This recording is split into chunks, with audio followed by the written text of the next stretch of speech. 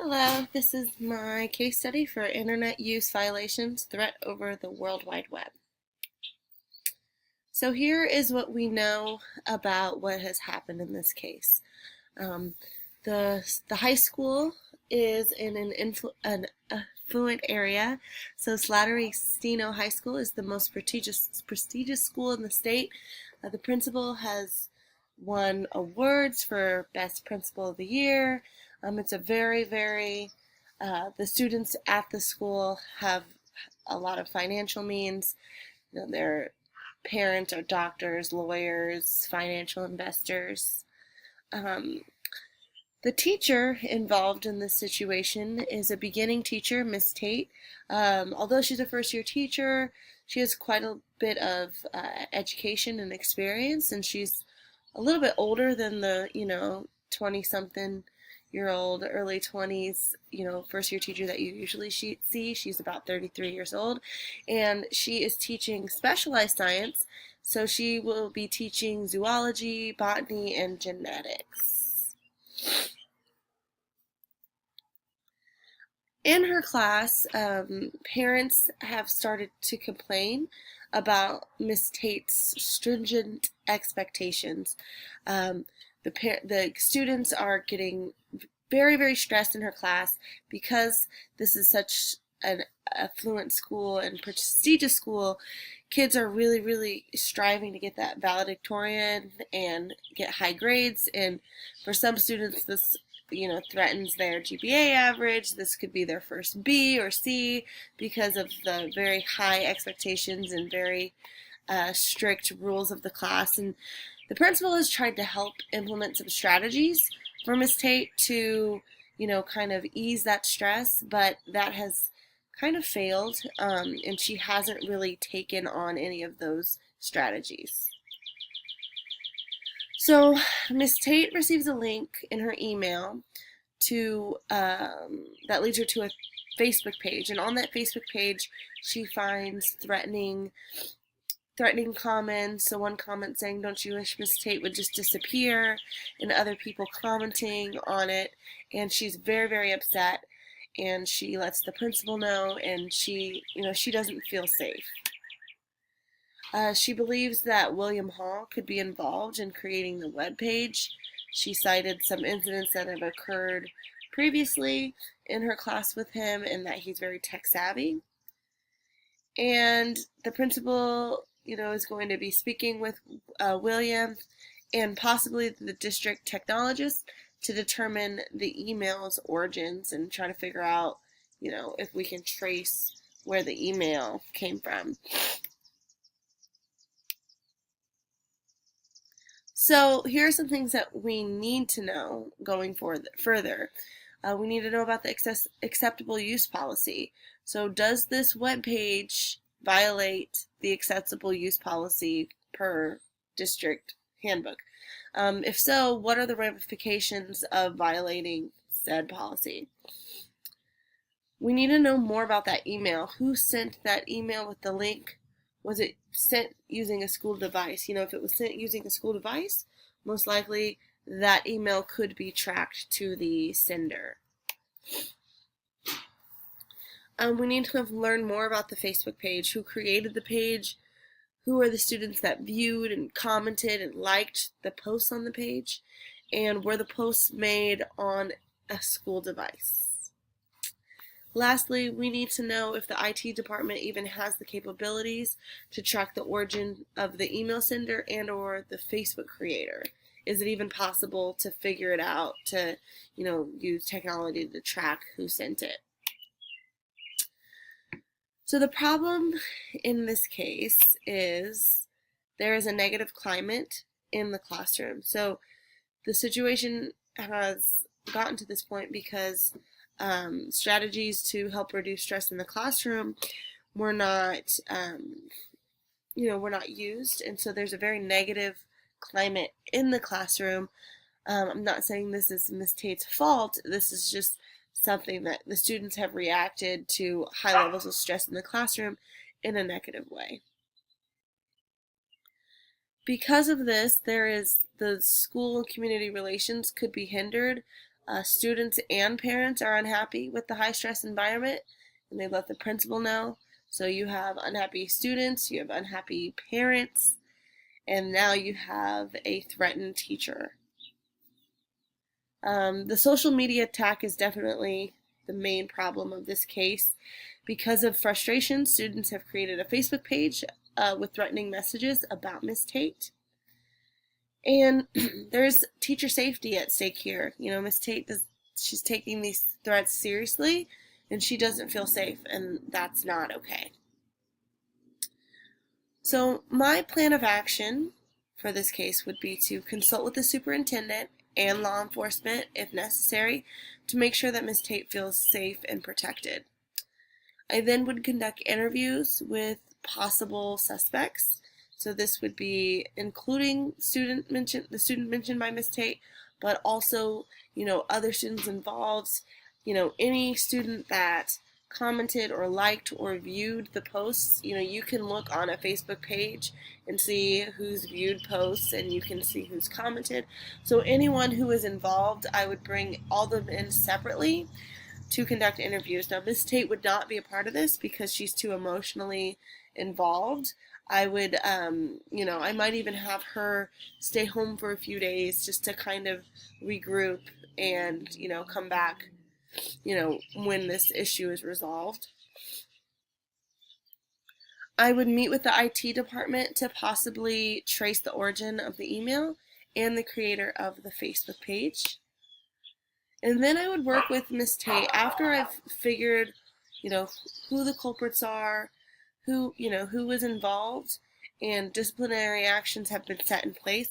I would then work with Miss Tate to help create a more positive classroom environment for students, whether that be trying new strategies, giving her professional development, like maybe sending her to a conference, something that's going to help her, form better relationships with her students.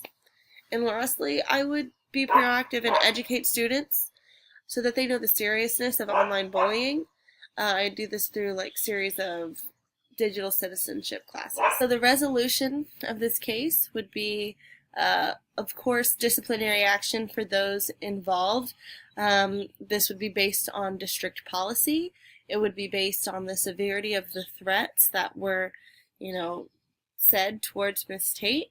And it would be based off of the student if they had, other offenses previously. I would also review policies to make sure, the policies were in line with our students today in the 21st century. If there are no policies regarding social media, I would work with, the superintendent and with the district to create and implement those policies. The next would be making sure there's a positive climate in the classrooms to avoid these types of situations from occurring. So I would work with Miss Tate to establish positive climate in the classroom. And lastly, I would provide students with digital citizenship lessons to prevent instances like this from occurring in the future. So to debrief, some of the things that I was thinking during this case was that, all the teachers in the building need to feel safe. There should never be an instance where a teacher is feeling threatened by a student. And I was also thinking that the threat needs to be taken seriously. This is very serious. If these students are going online, posting negative, hurtful things about someone, and they're going, even further by, saying they wish that person would disappear and this and that. And this is a very serious offense, and it's important to take it seriously, and so the students know that you take it seriously, so they can use it as a learning experience for them as well. Some of the things that I was feeling was I felt responsible for allowing this situation to escalate to the level that it did. There were warning signs in place, the negative climate in the classroom, the complaints from parents and students. So this situation kind of was brewing, and this was, the end result was this Facebook page. So I would take responsibility for allowing it to escalate to this level. And I also would feel responsible for the students' lack of digital citizenship. We really need to make sure that students understand the severity of these types of pages and posting these kinds of threats online. And we need to make sure that, we're educating students and giving them the tools so that they can be successful in the 21st century when it comes to digital citizenship. And some of the things that I value is I value the safety of staff and students. So in my building, staff and students' safety is one of my top priorities. And I also value building positive relationships, and this is something that is obviously lacking in regards to Miss Tate's classroom and her students. So because I value those things, I would make sure to find ways to improve those kind of relationships. Relationships between the parents in the school are also suffering. So I value all of those relationships, so I would really be aiming to fix those in my resolution. Some issues that are still unresolved are the climate in the classroom. Can the relationship between Miss Tate and her students even improve after this incident? What kind of measures are we going to have to do? Can we go back to normal? Do we need to have some interventions? Like what's going to be necessary in order for students to be able to learn in the classroom again? Next is the development of Miss Tate. We need to make a plan to help her establish a more positive relationship with her students in the classroom. There's also still the issue of parents are still going to be upset about Miss Tate's teaching methods. So we need to explore different avenues and ways that we can fix this, this divide and get everyone working together and making sure that parents know that we take their thoughts and seriously, and that we're aiming to educate their students to the best of our abilities, and we don't want school to be a stressful negative experience for their students. So we just need to find ways to resolve that issue. And lastly, there might be a legal investigation. So that could just be pending, depending on the severity of the threats and the comments.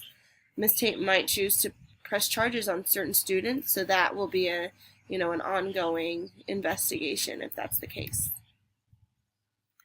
So I applied knowledge that promotes the success of every student by acting with integrity.